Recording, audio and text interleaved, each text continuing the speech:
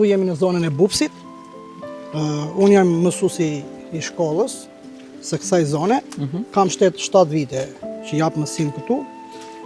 Shkolla është shkollë 9-vjeçare me klasa kolektive, ku nxënësit një nxënës në klasë të 4, një të 9, një të 7, një të 8, dhe jap të gjitha lëndët, sepse kështu funksionon në klasat kolektive. Sa veta janë në klasë? 5 nxënës, që vinë në një fshat, jo te fshat jemi tani, por në një fshat përballë që quhet fshati Beqaraj. Andej vinë nxënës, domethënë duan 1 orë në këmbë të vinë.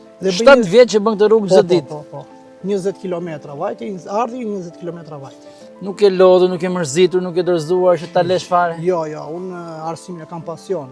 Të edukosh brezin e ri është privilegj dhe është detyrë morale, detyrë për të bërë një brez sa më të mirë, që nesër pas nesër kjo Shqipëri të ndërtojë nga ata që duan arsimin dhe që të dalë nesër një inxhinier, një mjek, një infermier apo një mësues apo një polic. Çdo gjë.